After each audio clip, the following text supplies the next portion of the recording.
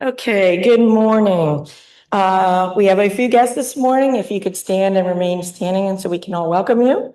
I'd like to welcome back two of our guests from last week, Roshia Lee and Madison Schneider. Welcome back. And our speakers this morning, Alice Ann Frost and Yahira Alvarado. Welcome. All right, let's give them a warm Rotary welcome. You can be seated. Next is Happy Dollars. No, next is 50-50. I'll get it right yet. I've only been doing this for 11 months. Let's see here. Yeah, the last three, 167. It's not built. Lie down. You win last week. All right, 2 weeks in a row, lie down. All right, now we're ready for Happy Dollars. Who has a Happy Dollar? Looks like Jim. You can hold it down lower. Chris, I have two Happy Dollars today. One, for last week's event, I thought it was very well done, and whoever put it together, well, I know you people that put it together, you did a great job. And number two is to encourage all of you to fill out Chris's survey. All right. So anyway, it's very important to get that information. There's a joke behind that, trust me. I think so. Any other Happy Dollars? Crystal. My Happy Dollars is because as a new executive director, I survived my first Give Local York. Yay, that is pretty good. All right, any others? Lie down. I have 5 Happy Dollars for Roshua. Thank you. And I have 5 Happy Dollars for my wife, Medina, who has suffered through me for 22 years this Thursday. 22nd anniversary is this Thursday. So congratulations. That's great. Anybody else? All right. I also have a Happy Dollar because I'm leaving for the beach on Saturday. So you see me on Zoom for the next 2 Tuesdays. So thank you all. I was busy enough that I didn't come up with a bad dad joke or anything else. So we're going to go right into announcements. Last week, we had 18 guests at Taste for Rotary. I am thrilled at the response of everybody's invitation to people who could be interested in joining or learning at least more about our club. So in order to give a better feel for our club, our guests are going to be invited for the whole month of May to attend another meeting. Sometimes people need a little bit of time to really check it out and make sure that it's something that they want to commit a membership to. So they will receive a forward of our email till the end of May. After that, then they'll be make a decision, or if they want to continue to get that forward, we will. But I think a month will really give people a chance to get to know more. I do want to thank everybody who was involved in Taste of Rotary, including all of the members, because many of you encouraged or invited somebody to sit at your table, and I'm sure you had nice conversations with them. So I want to thank everybody. Safety Town also had a good first year on Give Local York. They received $810, which landed them. It landed them on the leaderboard of 266 out of 324 and they had 11 donors, which made them 254 out of 324. So those are really good, especially for a first time. Elizabeth, you want to come up and make an announcement?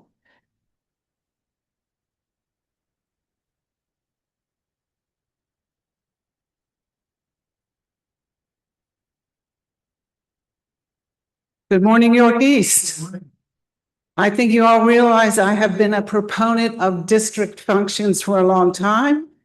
And now that I am your DGDN, I may become insufferable. So what I am promoting today is Rotary Means Business. And the reason I think it's important to promote it now is because the event's going to be held here in York at CGA Law Firm on South George Street. And it is an opportunity to get out and meet people beyond just our club. If any of you like to be in Rotary for networking opportunities, this is specifically for that. They have hors d'oeuvres and it's a mixer. And then at some point in the evening, the group comes together and everybody gives their elevator speech. So it is truly more of a networking opportunity, but it's also an opportunity to meet other Rotarians, to bring friends, and just to have a casual evening and getting acquainted with others. And the date is July 30th. That is a Thursday from 5 to 7. Thank you. All right. Member survey. So the member survey, we've reached the online submission limit. We're using the free version because I'm cheap, and it only limits it to 24 online responses. So I've put a paper survey at all the tables. If you haven't filled it out, then fill it out because I'm going to include that information with the analytics. The survey results have been really, really interesting. So I really appreciate everybody who took the time to fill out the survey. But again, I'm going to have paper copies of that survey for the next couple of weeks, especially since I'm going to be on the beach. I'm not going to be doing as little Rotary work as I possibly can. So, but by the beginning of June, I'll be able to share the results of the survey. So thank you again.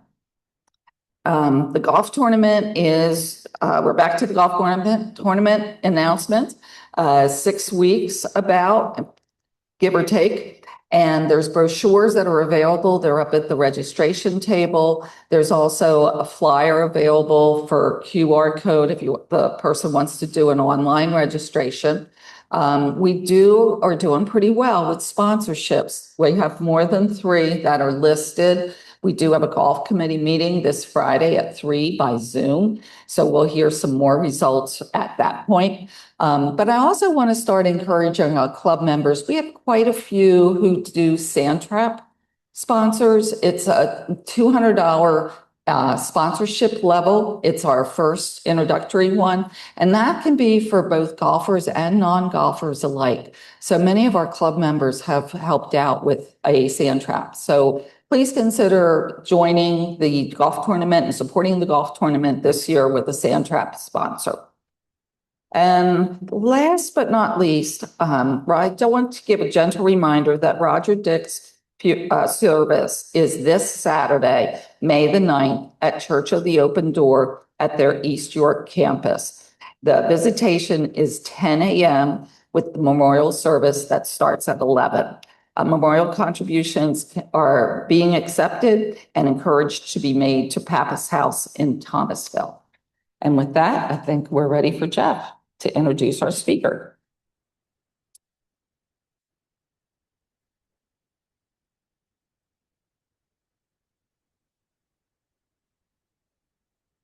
Hold it down a bit. Good morning, everyone. Our speaker this morning was recommended to me by Jeff Kyle, our member. Unfortunately, he could not be here to introduce her. And as soon as I turn the paper to the right side, I'll be able to read this. So I'd like to introduce our speaker today, Alice Ann Frost, who is the Executive Director of Tec Centro York. She's a champion of positive change for the community. Alice Ann leads Tec Centro York on its mission to empower people to discover their potential and create opportunities while celebrating cultural diversity. Tec Centro York is a division of the York County Resource Center. It is a leading provider of bilingual education and skills training for people in historically underserved communities. So with that, I'd like to introduce Alice Ann and welcome her to the club.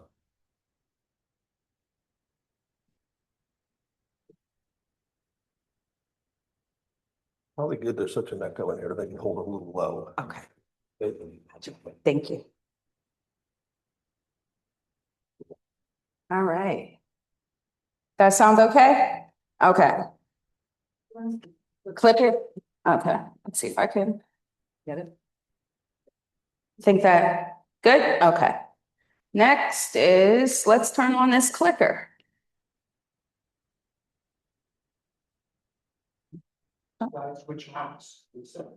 Yep, got it on.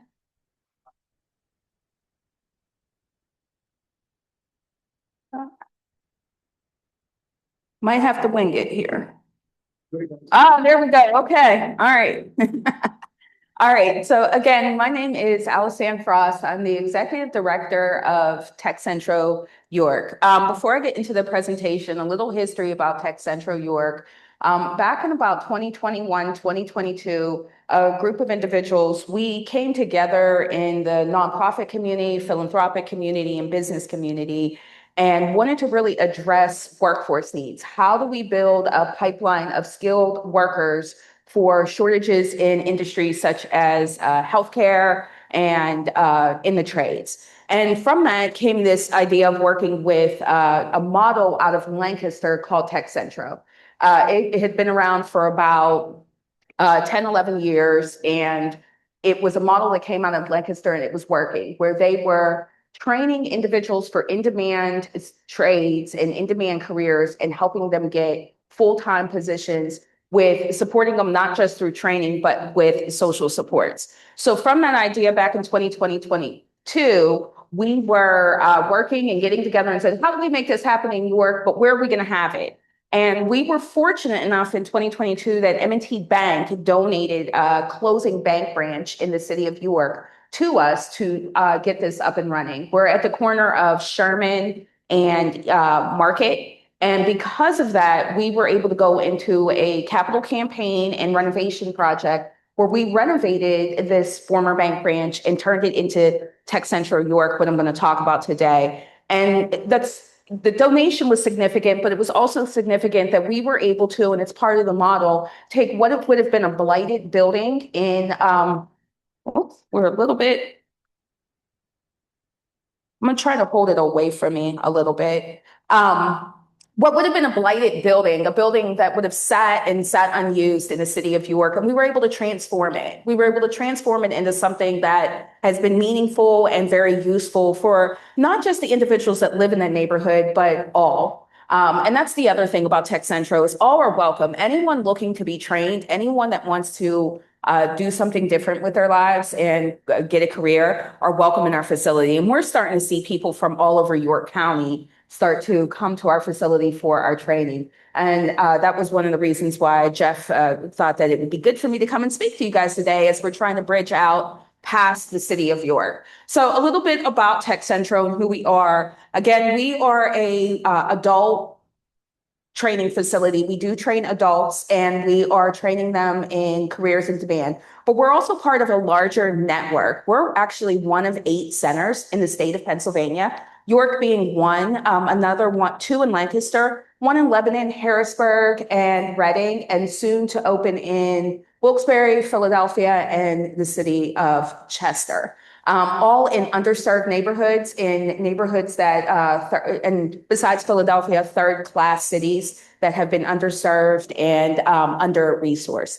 But we really focus on removing barriers to employment and training individuals in skills training, but with wraparound support. So I get asked a lot about, well, what makes you different, right? What makes you different from a YTI or a hack? That's because we were able to take, and our model incorporates the training with the social supports. So we have career navigators and community navigators who help remove barriers, because as I said, we work with adult learners with issues that adults face, whether it's childcare, housing, transportation. So we're training you full-time, but we're full-time and part-time, but we're also helping you with those wraparound supports. And that's what's made us highly successful, is that merriment between those two. And then we do adult basic education. So an individual comes to us and doesn't have a GED or high school diploma, we don't turn them away. We help them get that GED and high school diploma with hopes that we can move them into training. And it's connecting individuals with those in-demand industries that have a shortage of a labor force. So creating that pipeline. We know in healthcare, there is a shortage of trained medical assistants, certified nurses assistants, technicians, all of those. So we are working with our different local businesses. We have a great partnership with WellSpan and UPMC to help create the pipeline of workers full-time. Let's see if I can get that. Okay, so again, what we do. It's the adult basic education. We do offer ESL classes, but we offer them with the idea that we were helping you get ready for the workforce. We're helping you be able to enter into the labor market. So our ESL classes are geared towards that. We run those day and evening and afternoon where we're doing conversational ESL. We're training ESL for allied health training, because everybody that does go into our training has to be able to speak and read and write English at a certain level. Being bilingual is a great benefit, but when you're communicating and working in the labor, in businesses, you have to be able to communicate in the written and spoken language, which is English. We really help our students and we support that, but it gives them that work readiness and that competitiveness that they're going to need to enter into the labor force. And again, we are providing those skilled trainings in high demand occupations. For our allied health, we're training certified nursing assistants as our nursing homes continue to need CNAs, certified nursing assistants, especially with Pennsylvania, as our population continues to age and the need for more skilled CNAs. We are trying to help those nursing homes and those facilities meet that demand. We also train currently right now in our building phlebotomists and medical assistants. Medical assistants, this is one of our most intense trainings. It's a 20-week training, Monday through Thursday, 8 a.m. to 4:30. It's almost a crash course from what you would take at HAC at Harrisburg Area Community College.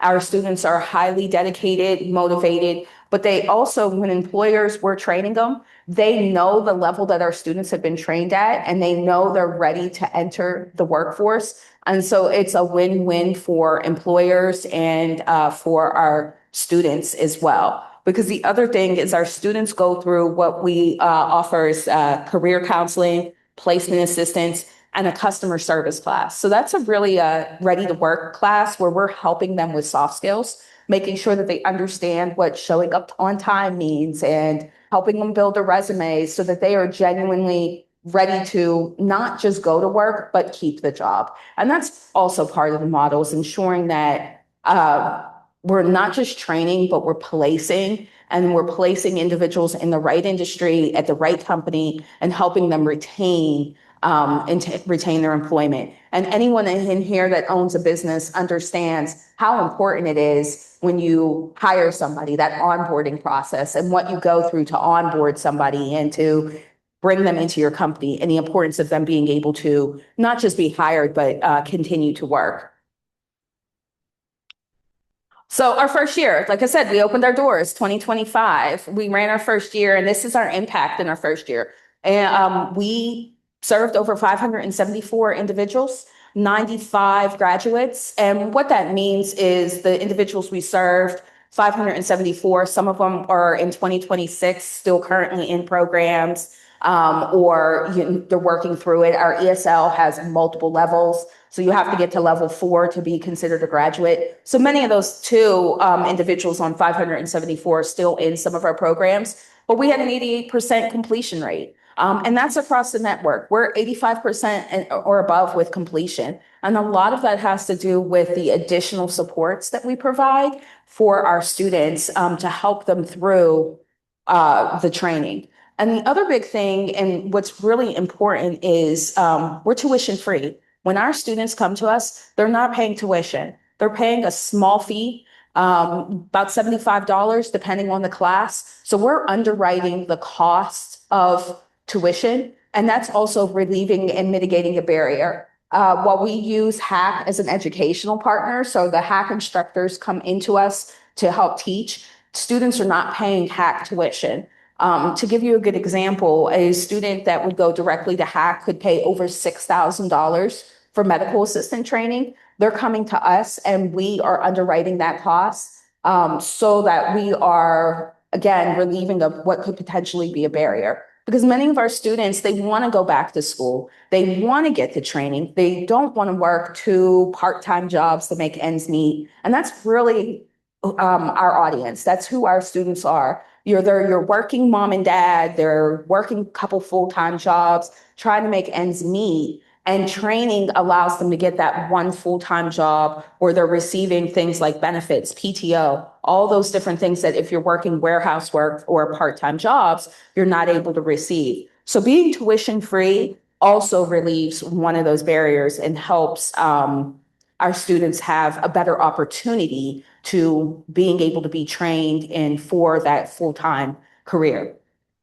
And again, they're family sustaining careers. When you can give somebody a full-time job that's paying upwards of over $20 an hour, they can rely on the hours. So when they know that they're going to work that week, they're going for 40 hours and they're getting a full-time job where that paycheck is steady, that becomes family sustaining. When you're working part-time and you're not sure if the hours are going to be 20 this week, 15 this next week, it makes things hard when you're trying to raise a family. So this also our training creates this sustainability, and it's a genuine pathway for individuals out of poverty. And why that's important is, when we talk about helping people get out of poverty, we can provide the social supports, and the social supports are great and they're needed, but we're trying to create something where people are receiving a career, receiving the training that they need, that they don't rely on social supports anymore because they have the income, they have the tools that they need in their toolbox that they need to succeed on their own. So what's next for Tec Centro York? Because we're not stopping there, right? We just started in 2025. And what's next for us is our trades. Ooh, let's see. Okay, I talked a lot about that. Sorry about that. Yeah. There we go. What's next for Tec Centro York? It's our trades training facility. We just recently, at the end of March, purchased our new facility, which is at 459 West King Street in the city of York. That is the former Lincoln Charter School. It was their former upper school that we are going to renovate and transform to do trades training. And we're going to start hopefully we'll be able to renovate this facility and we'll be able to start this at one of our trades by the end of this year. A little bit of an ambitious time plan, but we think we can do it. Again, because we have a model in place out of Lancaster that they've done this before. So we are almost replicating what they're doing with their training partner in the trades training. But we were looking to provide commercial, industrial, electrical, plumbing, HVAC, facility maintenance, and culinary arts training. If we can get these classes up and running, and once we're in a full year, which will probably be 2027, we will be able to serve additional 1,500 to 200 additional students annually and really provide them with high demand family sustaining careers. And when we talk about the trades, they have an even bigger outcome than allied health. A lot of our allied health training, CNA, medical assistant, entry level, students are making $18, $20 an hour. But when we're talking about trades, we're talking about skilled tradesmen that are, making upwards of over $30 an hour. I always joke with my husband. I went to York College, graduated from York College, have a degree in accounting. He has a degree in economics from University of Pittsburgh. So you guys can kind of guess what our student debt looks like.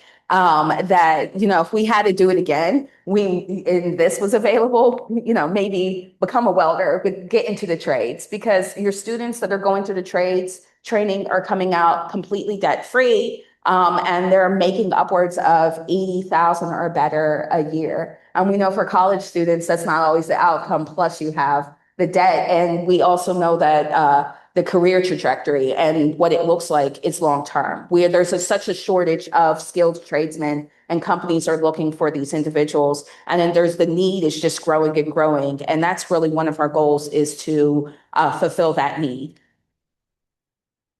So we're in planning and design, our pre-construction phase, spring, summer. And again, we're looking to do equipment and program set up this by fall. And we will go into, renovations, full renovations. Because it was a former school, it is almost ready where we can start some of our classes, but we do have to renovate the entire building to bring it up state-of-the-art building. It needs a lot of overhaul as far as the mechanical and electrical, but it's working now for us, but we will go into a major capital campaign in 2027 to bring it up to state of the art and make sure that we have state of the art equipment that meets industry standards and industry, what the industry needs. Because that's our goal, is that when we're training our students, they're ready for industry. So having that equipment and having a state of the art facility for our students is extremely important so that they are, again, ready to enter the workforce.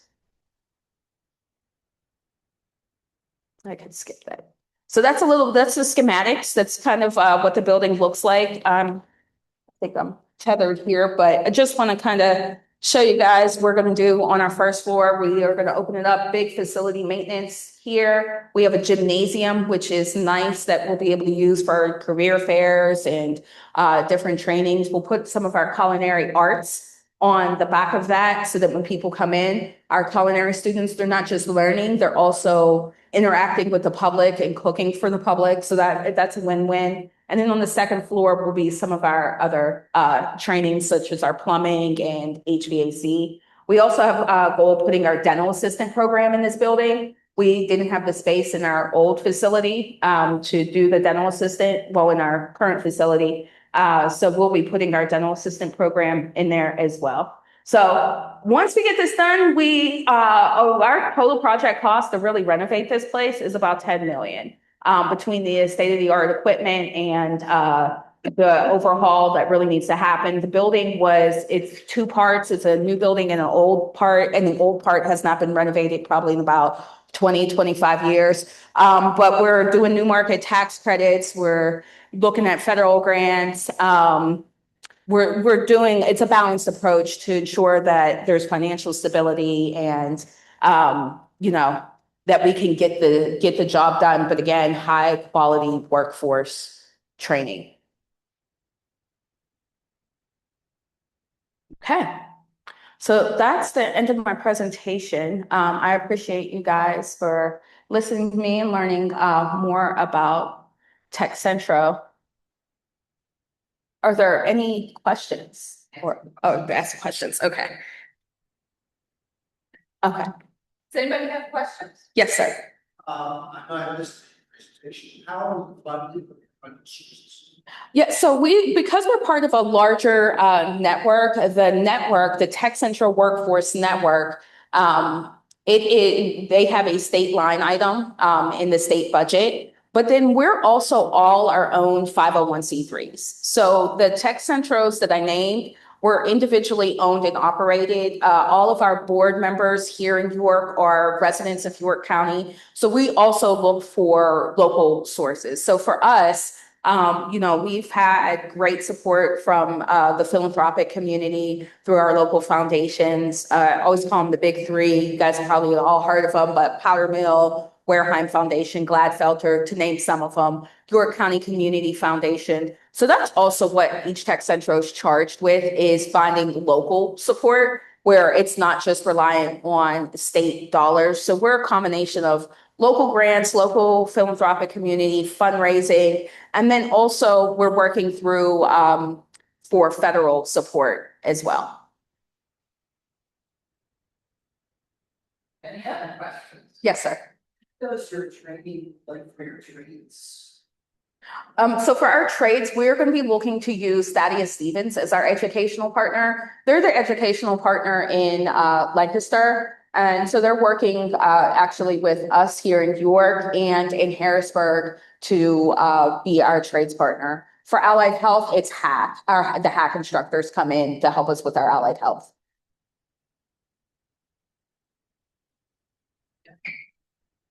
Okay.